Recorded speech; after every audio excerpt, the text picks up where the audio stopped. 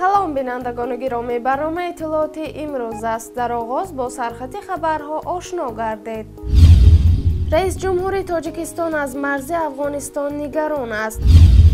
کوسه صبری حزب نهضت اسلامی تاجیکستان لبریز شد و سرانجام به دادستان کل کشور شکایت برد. قانونی رانندگی شوخی ندارد. فشار و تهدید بر خانواده رهبر تازه تعیین گروه 24 افزایش یافته است.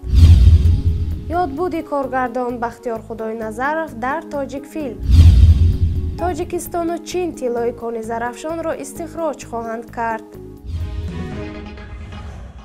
حزب نهضت اسلامی تاجیکستان دیگر نمیتواند فشار بر اعضایانش را تحمل کند.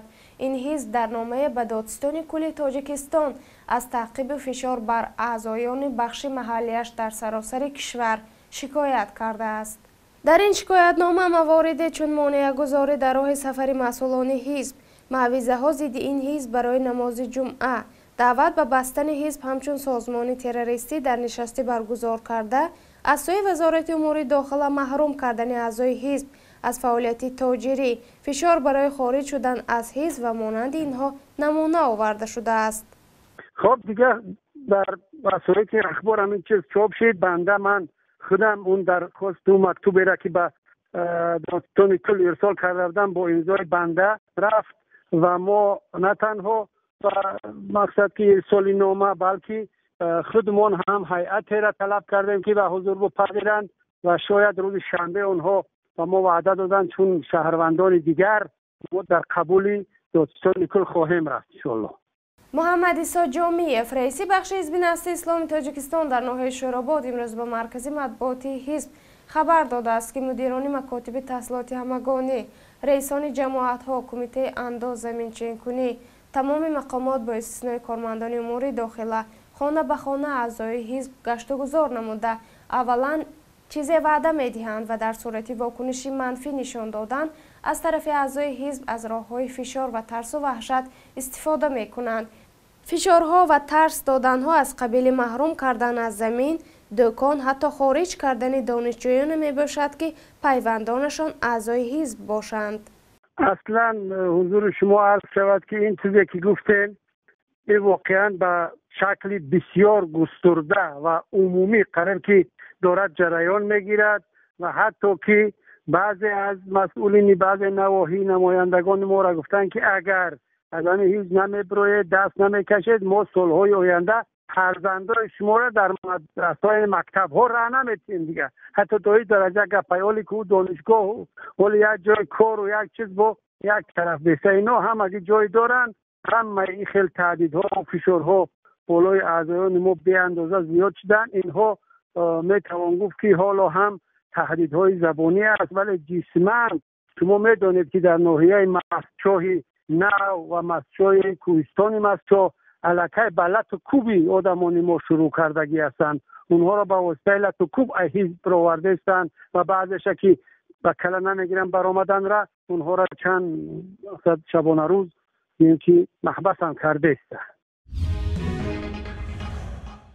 رئیس جمهوری تاجیکستان امام علی رحمان امروز با اعضای شورای امنیت، رهبران نیروهای انتظامی و نظامی و سازمان‌های مبارزه با قاچاق مواد هوشبر و روانگردان و مبارزه با فساد و فرماندهی نیروهای مرزبانی مشورتی کاری برگزار کرده است.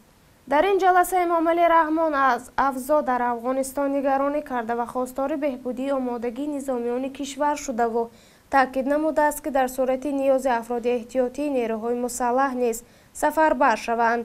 دایر به وضع تامین امنیتی سرحدی میان تاجیکستان با افغانستان و با مقصد مستحکم نمودن سرحدات دستور داده شد که برای بلند برداشتن آمادگی جزئی تام‌های قوه‌های مسلح و مخصوصاً قشون‌های سرحدی کشور و در حالت‌های ضروری از صف احتیاطیان به هیئت شخصی قوه‌های مسلح قرار داشته و دیگر ساختارهای نظامی استفاده برده شود و همچنین با تقویت مبارزه با تبهکاری سازمان یافته فراملی، گرایش بعضی جوانان و نورسان به حزب و حرکت‌های افراطی و دیگر جنایت قانون شکنی ها توجه کرد و در مشورت اینچنین رفت اجرای فرمان پرزیدنت تاجیکستان درباره دعوت نوبتی شهروندان به خدمت حربی بررسی و پرزور نمودن انتظام حربی، بهسازی تامینات مادی، تکنیکی ساختارهای نظامی امری مهم دانسته کرد. دادگاه ناحیه اسماعیل سامانی شهر دوشنبه سلیمов راننده را که بازرسی راه رانندگی اعظم رجبов را زخمی کرده بود برای 2.5 سال روانه زندان کرد. سلیمов بر اساس ماده 328 قسم 2 قانون کیفرین تاجیکستان گناهکار دانسته شده در مؤسسه اصلاحی عمومی زندانی خواهد شد. وی روز 2 دکبر سال 2014 با خودروی شخصیش اوپل استرا در کوچه کرموی دوشنبه به اشاره و هشتک ناظر راه اعظم رجبов که بر سنجشی حجت‌های رانندگی اشاره نگاه داشتن ماشین را کرده است اطاعت نکرده حرکت را با سرعت بلند دوام داده است. گفتنی است که این نوار حادثه در شبکه‌های اجتماعی پخش شد و هنگامه را برپا کرد. خود نوار شاهدی می‌دهد که نفرانی که حادثه را می‌دیدند آوازهای قناعتمندی می‌برآوردند. اکنون اخبار منطقه و تاجیکستان را در بخش خبری کوتاه پیشکش شما می‌گردانیم. 23511 تلفن باوری دادستان کل تاجیکستان. دادستان کل تاجیکستان اعلان نموده است که برای تقویت مبارزه با جنایتکاری از 1 می در این نهاد تلفن باوری فعال خواهد شد. وزارت امور داخله صاحب استودیوی تلویزیونی شد. اکنون کارمندان دفتر مطبوعاتی این وزارت در استودیوی خود برنامه‌ها را آماده کرده و تلویزیون‌های دولتی خواهند سپارید. کمونیستان کشور از مجسمه داهی خود محروم ماندند. در جشن 145 سالگی داهی کمونیستان در پایتخت مجسمه از لنین باقی نمانده که کمونیستان تاجیک بتوانند در زیرش گلچن برگزارند. سازمان مهاجرت و شغل اهالی تاجیکستان خبر می‌دهد که 115 شهروند کشور اجازه ورود به قلمروی روسیه را پیدا کردند که از این تعداد 35 نفرشان زنان هستند. اکادمی موسیقی معاصر آسیای مرکزی مطربان قزاقستان، قرقیزستان، تاجیکستان و ازبکستان را دعوت می‌نماید که در برنامه نادر تحصیلاتی اشتراک کنند. مقصد از این چاره‌بینی که ماه ایول در پایتخت قرقیزستان شهر بیشکک برگزار می‌شود، رشد موسیقی معاصر در آسیای مرکزی است. برنامه را ادامه می‌دهیم. فشار به خانواده رهبر تازه تعیین گروه 24 شراف‌الدین گدایف بیشتر از پیش شده است. پس از کشتار رهبر پیشین گروه 24 عمرعلی قوتوف، معاون شراف‌الدین گدایف رهبری را به دوش گرفت که در پی آن فشار به اهل خانواده‌اش بیشتر از پیشتر شده است. مادر 63 ساله شراف‌الدین گدایف از زور فشار مقامات به داد آمده صدا بلند کرد که خواهران این سردار گروه مخالف خانه ویران شدند و دامادها از پرسکاو زیاد فرار کردند. 3 خواهر و 10 خواهرزاده شراف‌الدین به خانه پدرش برگشتند. درآمد خانواده آنها از پول تجارتی خرد بود، اما در پی سنجش‌های اداره انداز ناحیه آنها را جریمه بزرگ بسته قرضدار کرد و تجارتشان کساد شد. مادر شراف‌الدین به رادیوی آزادی گفته است که یک دامادش دخترش را طلاق داده است و 2 تای دیگر بدون گفتن حرف ناپدید شده‌اند. ما تا حد امکان تا جایی میتوانیم کمک‌های خودمون انجام میتیم. برادرای دیگر داریم که آنها کمک میکنند، ولی باز هم میگویم که اون فشارهای بلکدهای اقتصادی که خانواده ما رو گرفتن امروز تماما غیر قانونی است و در همون مرکزهای سودایی که خانواده ما کار و فعالیت‌های تجارتی خود پیش می‌بردند، تنها یگانه خانواده ما چنین زیر فشار قرار گرفته است و چنین اندازبندی‌های کلان هم در تاریخ ناحیه فرخار شاید که چنین جریمه‌ها جای نداشته بودند. یگانه اندازبندی و فشار آوری که در ناحیه فرخار صورت گرفته است، من فکر میکنم قربان این اولین خانواده ما شدند. معروف لنگرشایف رهبر تازه تعیین سازمان جوانان تاجیکستان برای احیای تاجیکستان روز 21 اپریل ضمن جلسه گروه انتخاب شد. قبل از این مقصود ابراهیموف که به گفت وکیل دفاعش ایلاریان واسیلیف غیر قانونی به کشور استرداد شده است به عهده داشت. جوانان در احیای تاجیکستان بود که جوانان باید از حقوق کوچکترین خودشان بتوانند در تاجیکستان و در دولت‌های دیگر، چه در روسیه و چه در دیگر دولت‌های غربی، بتوانند از کوچکترین حقوق‌های خودشان دفاع بکنند. امروز در بنگاه سینماسازی تاجیک فیلم در دوشنبه مراسم یادبودی کارگردانی معروف تاجیک بختیار خدای نظرов برگزار گردید. هنرپیشه‌ها و سینماسازان از دور و نزدیک و روس و تاجیک تسلیت خود را به خانواده و نزدیکان بختیار خدای نظرов عرض کردند. در این مراسم همکاران و همپیشه‌های شادروان بختیار خدای نظرов از زندگی و فعالیت کارگردانی و فیلمنامه‌نویسی یاد کردند. یک ذوقی بلند داشت بختیار جان وقتی که این علاقه هنرمند شد و فیلم به نوار گرفتنی شد، همین اول جورهایش رو دعوت کرد. دینا یکی از اونها به من زنگ زدن، همین خبر فهمیده و همین چیز باز تکرارن به من گفتن و من گفتم افسوس که من نمیتونستم اون وقت نباشد هر یکی شمایان کنار به نمیموندتون همراه بختیار جان میبودید. البته افسوس خود، لیکن افسوس چه افسوس در زندگی.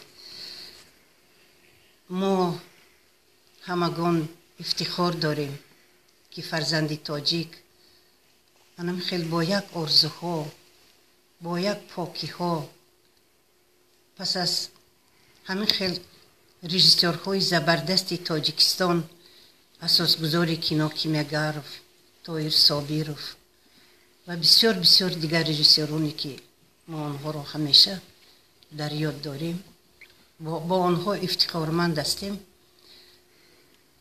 کینوی تاجیک را به تمام دنیا مشهور گردانید. فیلم های معروف شادروان خدای نظرов که نامش را در تاریخ سینما یادمانی کرد، برادر، پدر مهتابی، در انتظار بحر و دیگر فیلم های هستند که برنده چندین جایزه ها شدند. آثار آخرش که در تاجیکستان نبود و اما که از این که مثلا در تاجیکستان ایجاد نمیکرد، این اون معنی را ندارد که این یک باخت است. نه، این برد است. بختیار نام تاجیکی را، فرهنگ تاجیکی را، سینمای هنر تاجیکی را، سینمای تاجیکی را جهانی کرد و با اسم بختیار در جهان تاجیکان را میشناسند. میگن که همین من به خاطر اون گفتنی هستم که دیروز یک از این دوستای ما نوشته بود که یک پسری از فرخار از ولایت ختلان از دنیا گذشت، این بختیار بود. من به خدمتشون عرض کنم که بختیار یک شخص جهانی است. بختیار یک شخصی بین المللی است. اون نه بیارید در یک قشلاق جا نکنید. اولا که اون بختیار متولد شهر دوشنبه است. خونه‌شون در حوض رودکی 32 است. ما در یک بنا زندگی می‌کردیم و بختیار در پیش چشم من بزرگ شده است و از یک دوستای خیلی نزدیکی من بود و همیشه تا زمانی در دوشنبه بود همیشه با ما خیلی نزدیک بودیم. همیشه در خانه من بود و من در خانه اونو می‌رفتم و وقتی که از دوشنبه رفتم در مسکو بود، ما در ماسفیلم همیشه با هم بودیم و در همه فستیوال‌های دنیا که در جهان ما یکدیگر را می‌دیدیم و بعد وقتی ما این است که همه حال می‌بینم در بخش تاجیکی می‌نویسن که بختیار دور از وطن مرد، بختیار یک غریب است. بختیار نه، برای دلیران، برای هنرمندان تمام جهان، تمام دنیا وطن است. یک نفر بی هنر، یک نفر ترسو در خانه خودش هم غریب است. به همین خاطر من می‌خوام با تکرار بگم که بختیار یک هنرمند خیلی هم با وقار، دلیر، با استعداد بلند بود و جای او هم آسمان ها بود و به آسمان ها رفت. با اون آثار بزرگش در دل مردم جهان باقی موند. کانهای طلای کشور را چینی ها استخراج خواهند کرد. در کارخانه تاجیکی و چینی استخراج طلای معدنی زرافشان یک نقب عمودی معدنریزی آغاز به کار کرد. سه‌شنبه 21 اپریل در مراسم راه اندازی این نقب شوکت بابازاده وزیر صنعت و فناوری های نوعی جمهوری تاجیکستان و مدیر کلی شرکت زینجین چین زینخه شرکت نمودند. درازی این نقب حدود 300 متر بوده. کانی ها با نوار و کارکردگاه کشانیده می شود. توان تولیدی سالانه کارگاه پاکسازی تا 5000 کیلو طلای تازه و تولیدی شوشه های طلای دارای معیار بین المللی درجه 999/10 و وزنی تا 12/5 کیلو را تشکیل می دهد. شرکت زینجین مینینگ گروپ گولد دارای 75% سهامی کارخانه مشترک زرافشان می باشد. کارخانه مشترک زرافشان بزرگترین کارخانه استخراج تولیدی طلا تاجیکستان می باشد. گفتنی است که کارخانه سال 1994 در زمینه کمبینت استخراج طلا و معدن تاجیکستان بنیاد گردید. تا سال 2007 بسته نظارتی سهمیه‌های کارخانه به شرکت بریتانیایی تعلق داشت. ذخیره‌های اشیاء خام کارخانه مشترک زرافشان از کان‌های ترار، جیلف، خرسخانه، المپی و یک قطار کان‌های اطراف کان جیلف در ولایت سوخت دسترس کرده می‌شوند. در همین جا برنامه ما به پایان رسید. خدایار مددگارتان باد.